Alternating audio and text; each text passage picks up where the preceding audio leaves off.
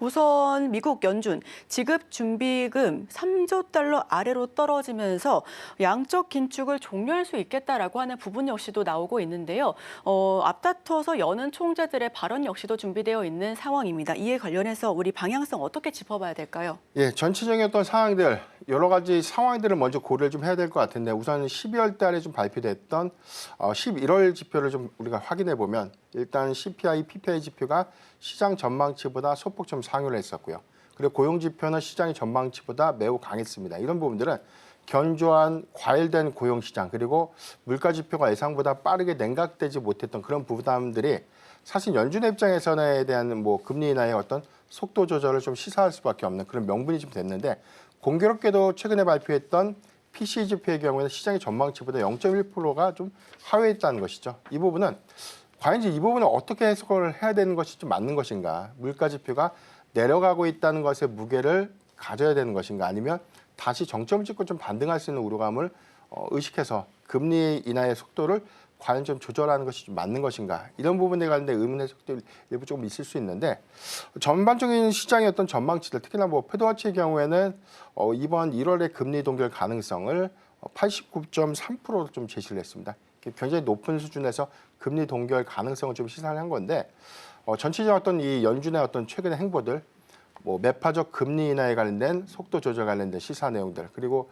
일부 완화적 입장을 좀 표명했던 연준 인사들의 경우에는 금리 인하의 경로 뭐 조금 더 완화될 수 있다라고 좀 다르게 좀 해석됐던 부분들이 일부 있었기 때문에 조심스럽지만 저는 1월까지는 그래도 동결 가능성을 좀 더 커지지 않을까. 다만 이 기조가 금리 인하의 어떤 경로가 저는 뭐 이후로 지금 현재는 좀 축소돼서 좀 더 제시가 됐지만 해당되는 것들은 오히려 점도표는 조금 더 상향될 수 있을 것 같아요. 4회에서 2회로 축소된 것이 아니라 우리가 좀 올해 하반기에 경험을 했던 것처럼 2회보다는 좀 더 완화된 뭐 3회에서 많게는 4회까지의 그런 부분들은 전반적인 어떤 물가 지표, 고용 시장의 어떤 상황들에 따라서 유기적으로 좀 변동될 수 있는 그런 상황들은 아닌가라고 좀 판단되고 있습니다. 네, 결국은 어느 정도 시간이 흘러봐야 알 수 있는 지표들도 있고요. 점도표상으로는 작년 말에는 4회에서 2회 가까이 줄어들 것이다라고 이야기를 했지만 그거 역시도 수정될 수 있는 부분입니다. 자, 금리 인하 같은 경우는 패드워치 상으로 1월 달은 90% 가까이 동결을 외칠 것으로 보여지고 있습니다. 연준 위원들 내부에서도 금리 인하는 당분간 중단할 것이다라고 하는 이야기 역시도 속속들이 나오고 있는데요. 그렇다면 금리 인하와 관련된 기술주 소식 한번 이야기해 보겠습니다.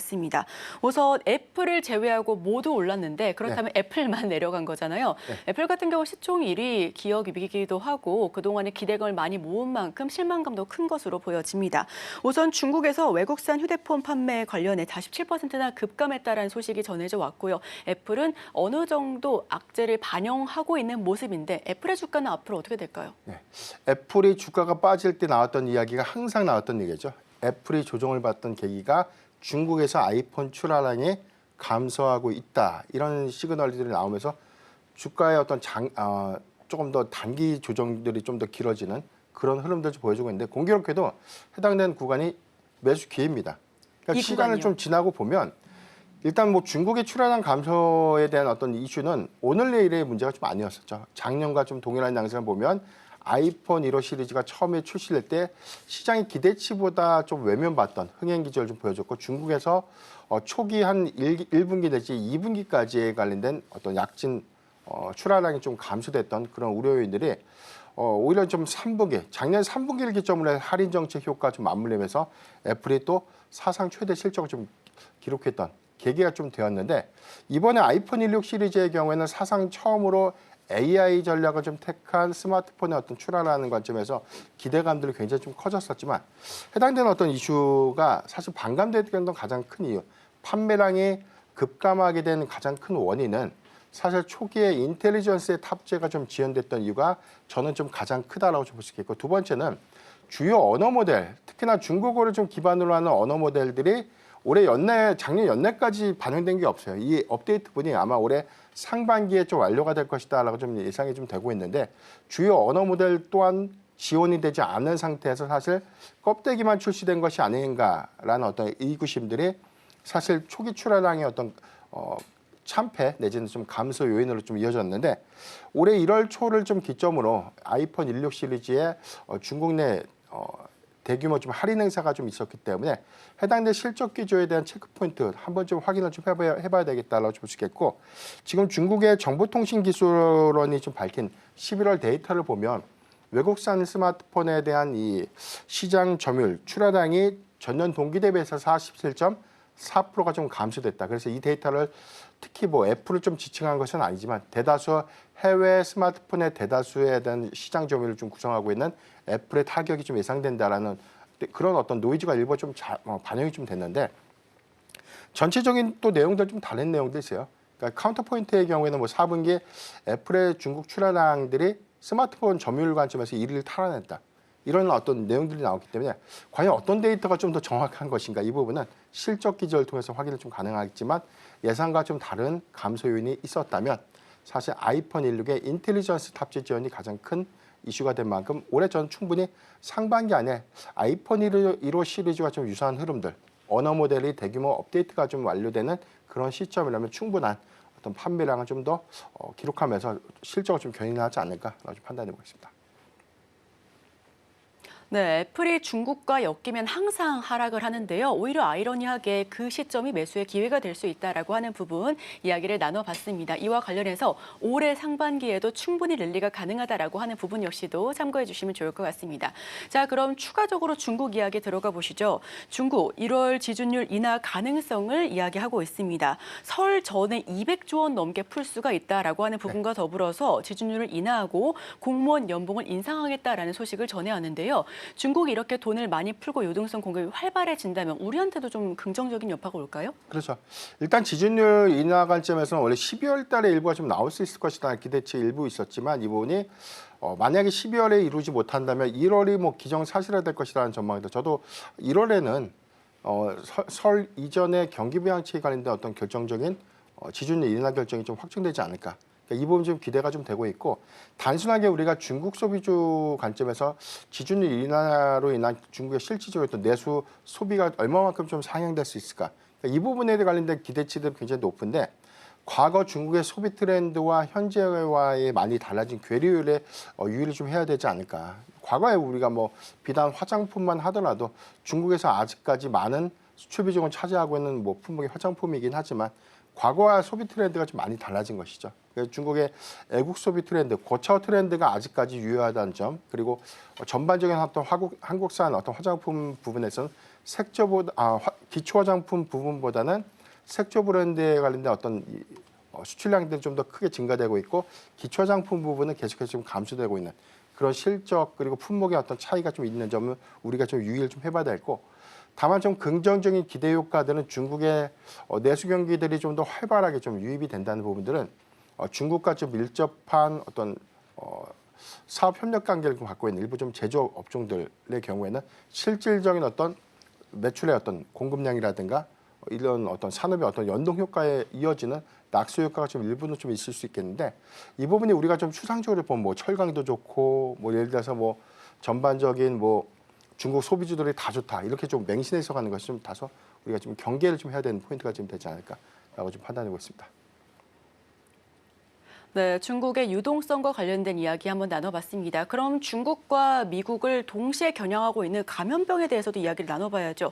미국이 전염병 4개가 동시에 유행하고 있는 쿼드데믹 지금 활발하게 이어지고 있습니다. 중국 역시도 호흡기 감염병 환자가 늘어가고 있다는 소식 속에서 지난주 금요일장부터 지금까지 쭉 진단키트와 관련된 종목들, 이 관련된 전염병 관련된 주식들이 오름세를 보여주고 있습니다. 이게 단기적인데 그칠까요? 아니면 이번 겨울 내내 이런 모습이 좀 보여질 수 있을까요? 우선 과거의 사례들을 좀 봤을 때는 단기적으로 봐야 되지 않나. 특히나 뭐 우리가 이전에 뭐 중국에서 대규모 유행했던 마이코플라즈마 해당되는 것들이 뭐 제2의 코로나다. 그래서 뭐 치사율이 굉장히 높다라고 해서 겁을 잔뜩 줬는데 결론적으로는 해당되는 게 영향들이 좀 미비했어요. 네. 중국 안에서에 대한 인구에 대비해서는 폐렴의 어떤 발병률이 그렇게 높았나라고 좀 볼 수 있겠고 해당된 기조가 우리가 과거의 코로나19 팬데믹을 좀 거치고 나면서 학습 효과, 공포감들이 아직은 좀 남아 있는 것이죠. 다만 해당되는 어떤 이 감염병의 어떤 창궐들이 다시금 좀 재유행하고 있고 이 부분들이 전반적인 어떤 이 세계 보건기구에서에 대한 어떤 팬데믹 상황을 좀 경고할 수 있는 수준이 아니라면 저는 이 부분을 좀 맹신해서 포트에 좀 더 확장하는 전략들은 좀 더 리스크하지 않나. 그래서 이 부분은 말 그대로 좀 트레이딩 전략만 좀 가능하다는 점 참고하면 좋을 것 같습니다. 네, 단기적인 이슈로 인해서 어느 정도 트레이딩으로 수익을 낼 수는 있지만 중장기적으로는 끌고 가지 말자 하는 부분 역시도 살펴봤습니다. 자, 그럼 마지막입니다. 이번 주 미국 증시 주요 체크 포인트 짚어봐야 될 부분이 굉장히 많은데 어떤 걸 좀 위주로 살펴봐야 될까요? 네, 단기적으로는 이번 주 7일이죠. CS2025에 대한 개최가 좀 예상되고 있는 시장의 화두 AI입니다. 5가지 뭐 키워드가 좀 나오고 있지만 특히나 뭐 AI를 비롯해서 로봇과 모빌리티, 최근에 그리고 다시 한번 좀 처음으로 좀 등장했던 키워드 중에 하나가 양자 관련 기술이에요. 예, 이 부분이 과연 어떤 방향성을 좀 제시해 줄지 이제 이 부분이 이번 CES를 통해서 수급의 연속성들을 얼마만큼 좀 이어갈 수 있을까 또는 새로운 주도주의 탄생으로 좀 봐야 될까라는 부분에 대한 일종의 좀 참고서가 좀 될 수 있겠고요. 다만 이제 우리가 CS2025 행사를 좀 기점으로 보면 대다수 종목들이 상승하고 있는데 그런 종목들의 대체적인 부분들이 직접적인 어떤 수혜 효과들이 없습니다. 그런 관점에서는 미국 증시 안에서에 대한 힌트를 좀 찾으면 좋을 것 같고 이런 관점에서 뭐 AI라든가 로봇의 경우 특히나 AI 서비스의 경우에는 과거 한 2년간 CES 행사를 통해서 기술에 관련된 공개가 있었다면 올해부터 좀 달라진 양상이라면 서비스 그리고 상용화를 이루면서 일부 돈을 벌기 시작했다는 점이죠.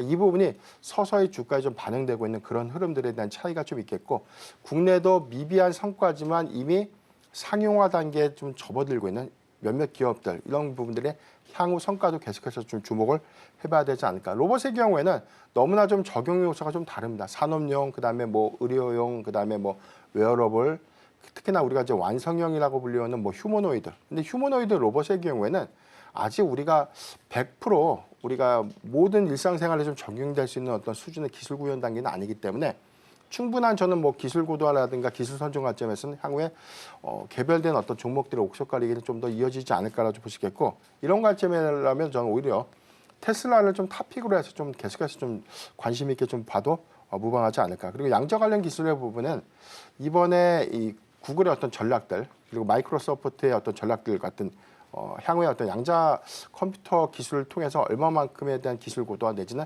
상용화 가능한 시점들을 얼마만큼 좀 제시해 줄 수 있지. 반대적으로는 양자 컴퓨팅 기술의 어떤 부각으로 인해서 해당되는 보안 체제를 우리가 좀 구성할 수 있는 양자 암호 보안 기술 이 부분에 관련된 관련주들도 관심 있게 좀 보면 좋을 것 같은데 양자 암호 관련된 기술의 경우에는 국내에서 실질적인 어떤 수혜주가 굉장히 없습니다. 그렇다면 이제 통신 3사 SK텔레콤 KT 그리고 LG U+가 좀 대안될 수 있는데 이런 관점에서 SK텔레콤이 가장 유력한 기술을 좀 보유하고 있는 그런 관점에서는 좀 탑픽으로 제시를 해드리겠습니다. 지금 바로 구독을 눌러보세요. 실시간 경제 뉴스, 투자 전문가들의 다양한 시황과 정확한 분석, 또 알찬 투자 정보까지 신뢰할 수 있는 저희 서울경제TV와 함께하세요.